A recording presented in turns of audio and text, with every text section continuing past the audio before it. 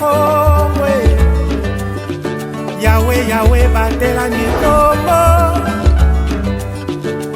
Yahweh Yahweh benisa mikombo Yahweh Yahweh batela mikombo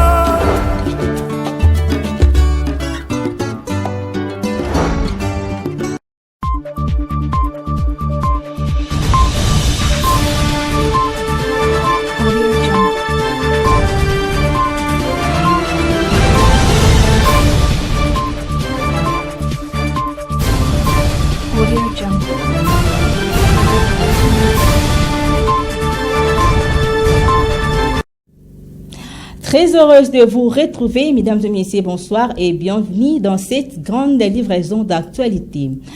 Ouvrons cette édition à Matadi où le corps sans vie d'une femme non autrement identifiée a été découvert dans la matinée de ce mardi 2 juillet 2024 au Mont Cabral, non loin de la maison communale de Matadi. Suivez.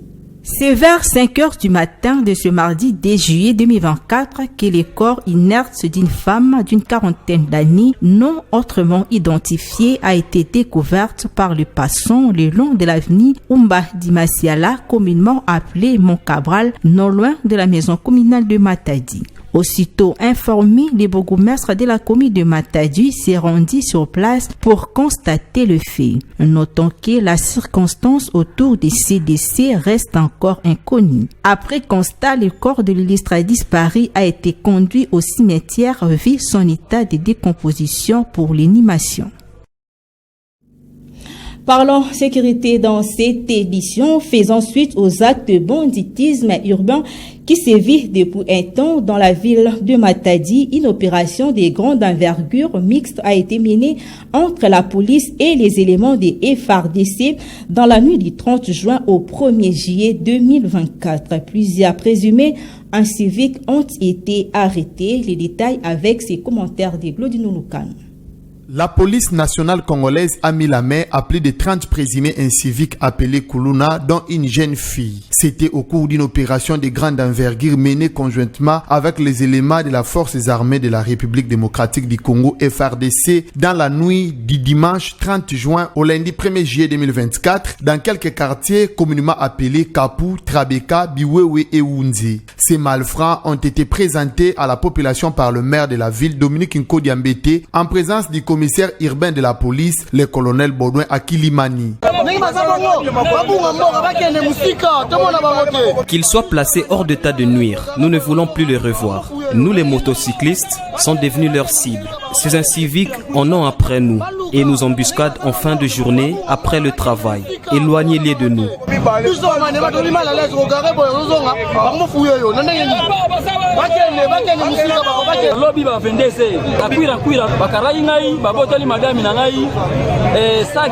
Hier à 22h ici à Cuir-en-Cuir, ils nous ont appréhendés.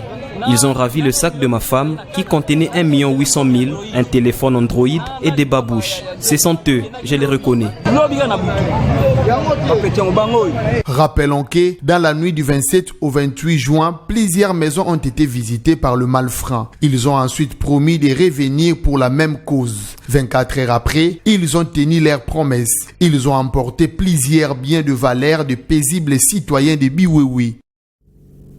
Restons toujours dans la ville portuaire de Matadi, les ponts CARICOM sur la route Ango-Ango, de nouveau opérationnels sous une grande satisfaction des usagers de la route nationale numéro 14. Suivez.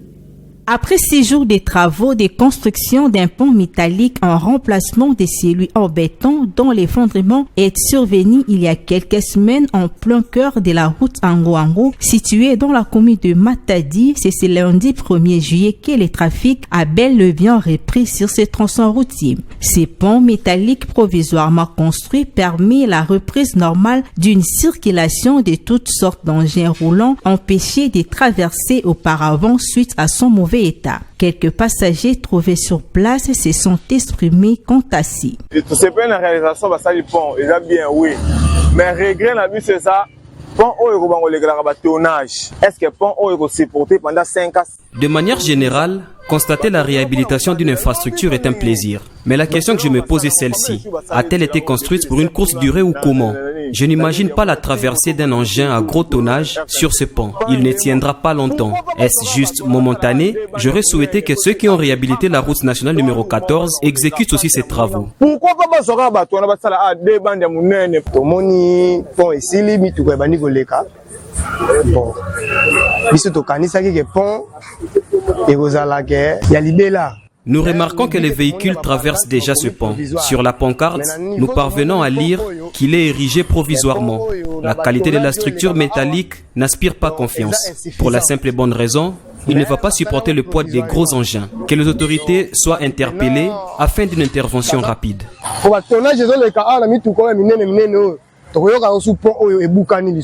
Il s'est de rappeler que c'est depuis le 26 juin dernier que les travaux de construction de ces ponts métalliques ont été lancés. Sur le plan national, début de l'instruction du procès tentatif du coup d'État du 19 mai dernier en RDC. Cette première étape a bel et bien débuté le lundi 1er juillet 2024 à la prison de Ndolo dans la ville-province de Kinshasa. Pendant son audition, Youssouf Ezangi a confirmé que l'objectif n'était pas de tuer Vital Kamerhe. Pacifique Mwanda signe ses reportages.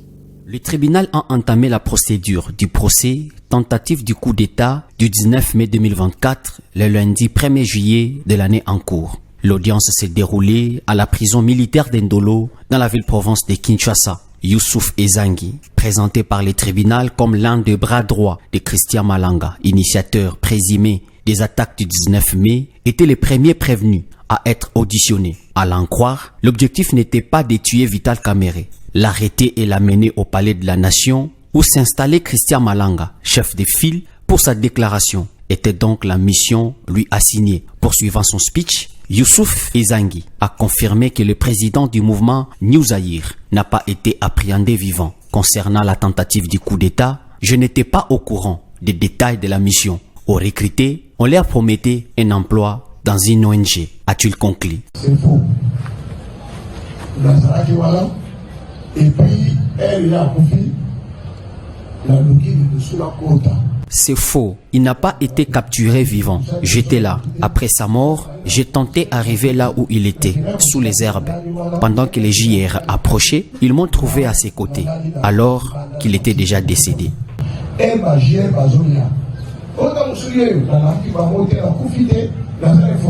À l'issue de son audition, l'affaire a été renvoyée au vendredi 5 juillet prochain.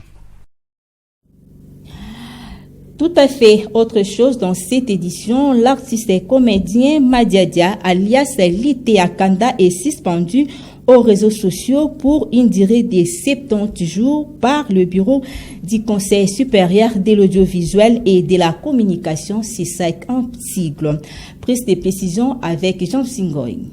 Le bureau du Conseil supérieur de l'audiovisuel et de la communication a suspendu M. Madiadia alias Lite Akanda le lundi 1er juillet pour une durée de 70 jours pour propagande des immoralités sur les réseaux sociaux. Le comédien congolais Lite Akanda a tenu des propos jugés de malhonnêtes lors de son passage à une émission sur une chaîne qui diffuse sur YouTube non identifiée, laquelle l'artiste s'est adressé au public en se réjouissant après visionnage d'une sex tape réalisée par une artiste chanteuse exposant sa nudité, laquelle dame confondue à la chanteuse gospel congolaise Trina Fukiaou vivant aux États-Unis. Dans la foulée, le président du CESAC, le maître Bosembe Lokando Christian, a invité le pasteur Mugosho Baraka ce jeudi 4 juillet au Conseil supérieur de l'audiovisuel et des communications pour avoir tenu des propos irrespectueux via ses réseaux sociaux. Le patron de l'audiovisuel en République démocratique du Congo dit être déterminé de nettoyer les secteurs numériques s'appuyant à ses attributions dans l'audiovisuel au pays. Sur le plan international, Steve Bannon, ancien conseiller de Donald Trump, se rendit ce lundi dans une prison des États-Unis pour commencer à purger sa peine pour entrave à l'enquête parlementaire sur l'assaut du Capitole. Images et commentaires de nos confrères de France 24. Des couloirs de la Maison-Blanche à la prison. Steve Bannon, l'un des plus proches conseillers de Donald Trump, s'offre un dernier bain de foule avant de passer 4 mois derrière les barreaux. En 2022, il a été condamné pour son refus de coopérer avec le Congrès lors de l'enquête parlementaire sur l'assaut du Capitole. Devant les télévisions américaines, il se dit persécuté par le pouvoir démocrate. Je suis un prisonnier politique de Joe Biden et de l'establishment corrompu de Biden. Ils vont m'envoyer en prison. Ça n'aura pas d'importance si nous portons notre combat au niveau supérieur. Je suis fier d'aller en prison. Je suis fier d'aller en prison. La mise en scène devant sa prison n'est pas innocente, à quelques mois seulement de l'élection présidentielle. Cette farouche élue trumpiste au Congrès venue en soutien enfonce le clou.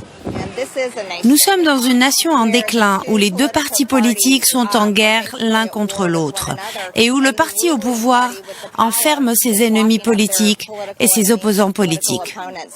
Hasard du calendrier, l'incarcération de Steve Bannon intervient le jour même où la Cour suprême accorde une victoire à Donald Trump qui pourrait s'éviter tout procès fédéral avant les élections du mois de novembre. L'un d'entre eux devait justement se pencher sur le rôle de l'ancien président dans les émeutes du Capitole. Cette nouvelle internationale marque la fin de cette édition du journal. Au nom de toute l'équipe technique et rédactionnelle, nous vous disons merci de nous avoir suivis et bonne suite des programmes sur ma bannière télévision. Au revoir, à la prochaine.